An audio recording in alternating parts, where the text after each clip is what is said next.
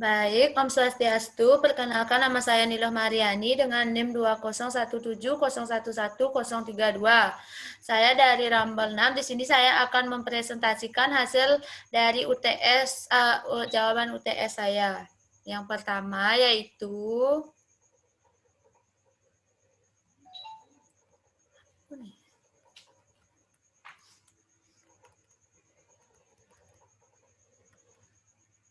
soal yang pertama, Tuhan adalah kebenaran. Tuhan ada di mana-mana, jangan pernah bersandar pada ketidakbenaran dalam keadaan apapun. Jika mengikuti jalan ketidakbenaran, kita tidak akan dapat mengembangkan kasih. Maka dari itu, kembangkanlah kasih sepanjang waktu. Berilah contoh dalam kehidupan sehari-hari bagaimana mengembangkan kasih kepada seluruh ciptaan Sang Yang Widi dengan mengikuti kebenaran. Jawaban dari saya yaitu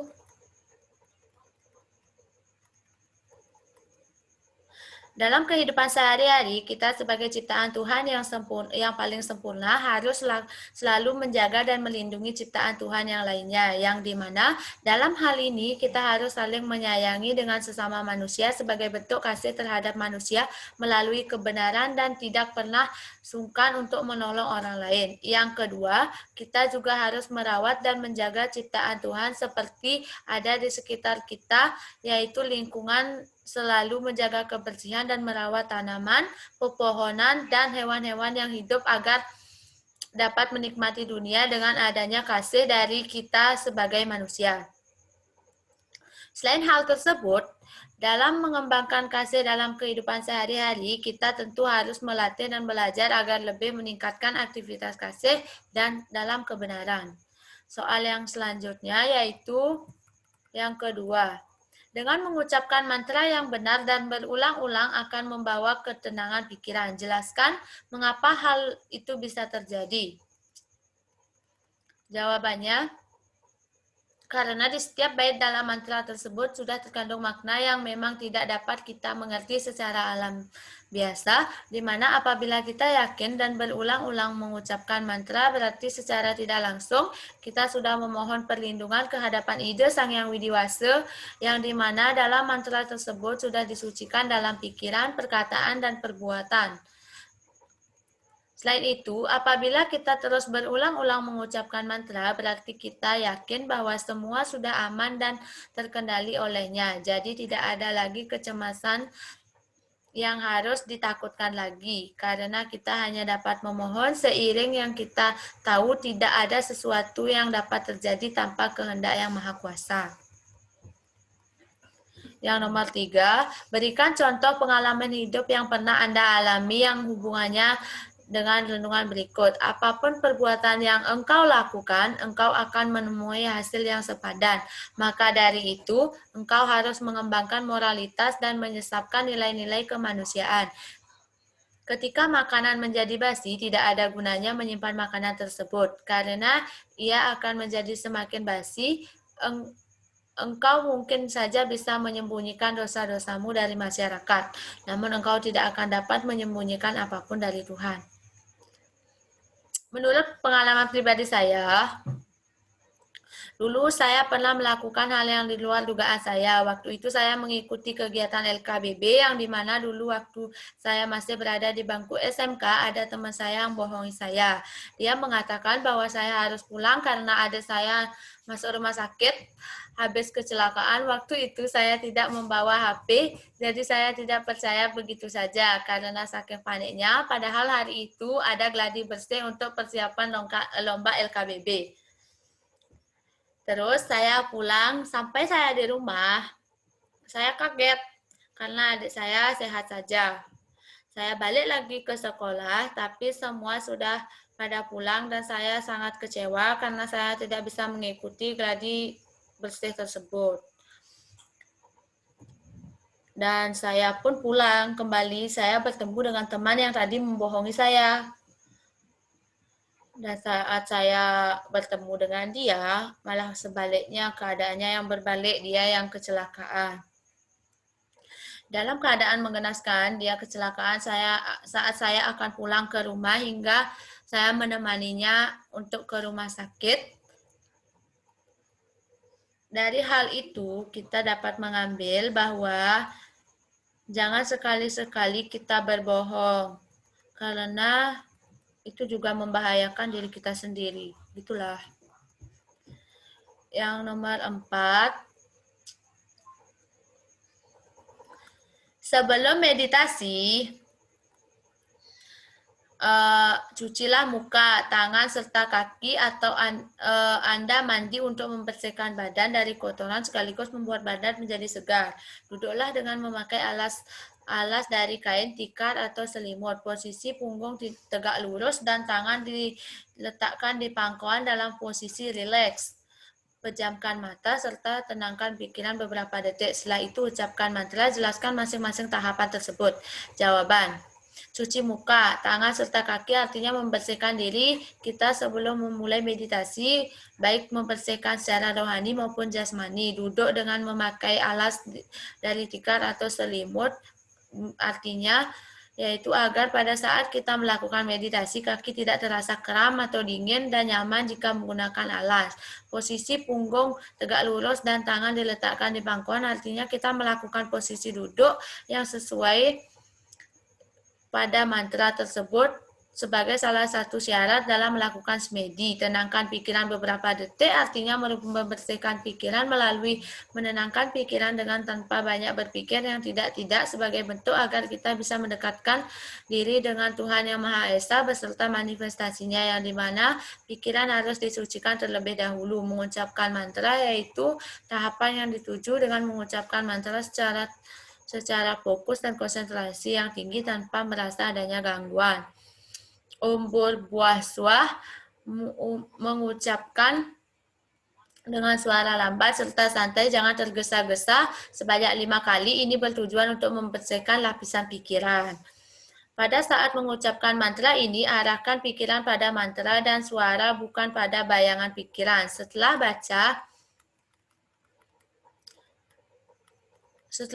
baca mantra selesai, tutuplah mulut serta tenangkan pikiran, lalu ucapkan Gayatri mantra. Om Bhurbhuva Tat Savitur Varenyam Bhargo Devasya Dhimmahi Dhyo Yo Nah Prachodayat. Dengan lambat dan tenang di dalam hati, arahkan pikiran serta getaran suara mantra pada jantung. Anda cukup meniatkan saja, bukan membayangkan. Meditasi dengan Gayatri Mantra secara efektif untuk berbagai macam keperluan seperti melindungi diri dari energi negatif, kecantikan, kekuatan batin, kecerdasan, dan lain-lain. Kekuatan Gayatri Mantra tidak bisa berfungsi apabila disertai niat kurang baik. Meditasi Gayatri Mantra apabila dilakukan dengan baik serta tulus akan banyak muncul keajaiban-keajaiban yang tidak bisa kita sangka. Gayatri Mantra bukan bekerja pada maksud si moderator, namun karunia energi rahmat dari Mahadewi Gayatri yang berhak menentukan bagaikan mobil, sang supirlah yang tahu kemana tujuan dari mobil itu, bukan tujuan dari mobil tersebut yang dituruti sang supir. Lalu yang nomor 5, jelaskan hubungan antara yoga Surya Namaskar dengan kasih pranayama. Berikan contoh pranayama yang cocok untuk asana tersebut dan badan serta pikiran, dan gambarkan rangkaian yoga Surya Namaskar yang Anda ketahui dan apa maknanya. Jawaban. Hubungannya yaitu sangat erat karena antara pranayama dan yoga sangat berkaitan. Jika kita ingin melakukan yoga, maka harus melakukan pranayama terlebih dahulu karena keduanya saling terkait dan sangat berkaitan antara yang satu dengan yang lainnya. Gerakan Surya Namaskar yaitu gerakan yoga Surya Namaskar harus dilakukan secara berurutan, dimulai dari kaki rapat, posisi badan berdiri tegak, dengan lengan di samping. Siapkan pikiran yang fokus untuk memulai rangkaian yoga. Yang pertama yaitu Pranemasana atau pose berdoa. Posisi kaki rapat dan tangan di depan dada, berat badan terbagi rata di kedua kaki. Yang kedua yaitu Hasta Uttanasana atau pose mengangkat kedua tangan. Tarik nafas sambil menarik tangan ke atas. Tarik dan renggangkan sejauh kamu sanggup. Mata fokus pada tangan. Gerakan yoga untuk mengecilkan lengan pada gerakan ini. Selanjutnya, yaitu yang ketiga pada hastasana, yaitu pose tangan ke kaki. Buang nafas, taruh telapak tangan di lantai samping kaki, kepala menunduk menyentuh lutut kalau bisa. Yang keempat yaitu aswasancalanasana, yaitu pose berkuda. Tarik nafas, tarik kaki kanan ke belakang sejauh mungkin, lutut harus menyentuh lantai sampai kepala menghadap ke atas, kaki kiri ada di antara tangan. Yang kelima yaitu Varvatasana, yaitu pose gunung. Buang napas, angkat pinggul ke udara, angkat terus sampai tubuh membentuk segitiga, kaki dan tangan harus lurus. Yang keenam yaitu Astanga Namaskara, yaitu memberi salam dengan 8 bagian.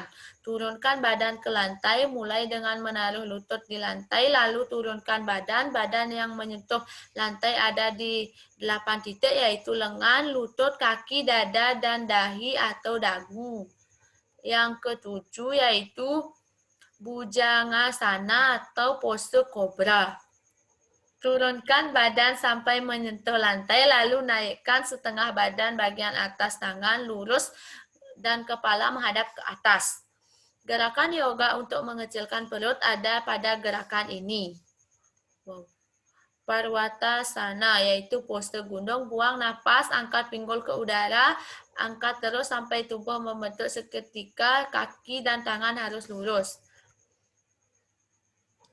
Aswasancalasana atau pose berkuda. Tarik nafas, tarik kaki ke belakang sejauh mungkin, lutut harus menyentuh lantai sambil kepala menghadap ke atas, kaki kanan ada di antara tangan. Yang ke-10 yaitu pada hastasana atau pose kaki ke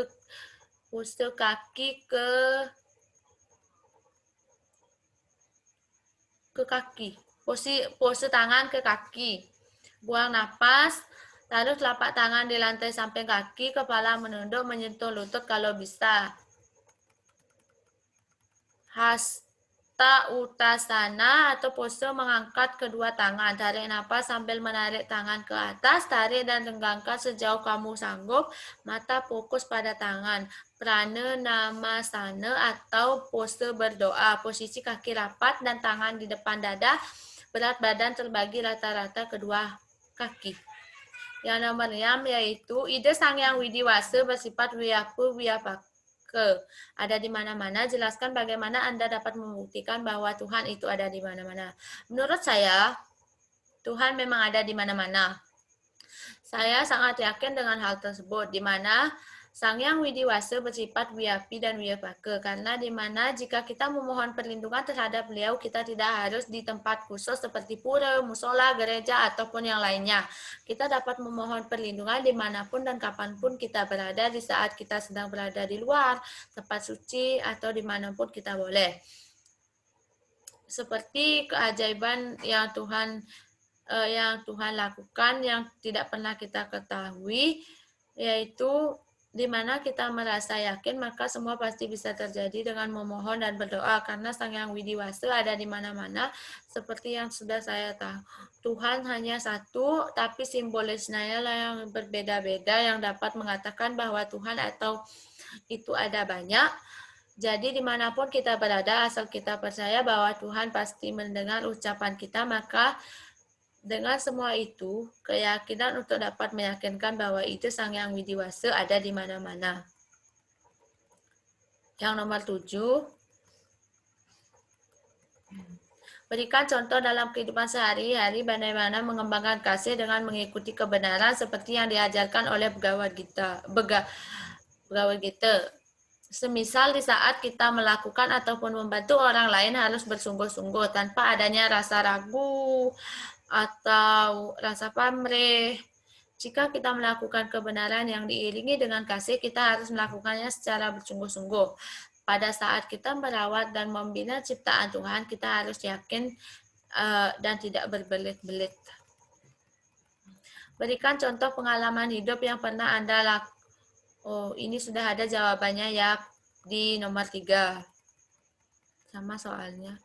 Yang nomor 9, yoga dan meditasi adalah salah satu cara untuk kita bisa mendapatkan ketenangan jiwa, perasaan damai, dan bisa melepaskan kita dari rasa stres. Yoga dan meditasi bisa dilakukan oleh semua agama, bukan cuma untuk pemeluk agama Hindu.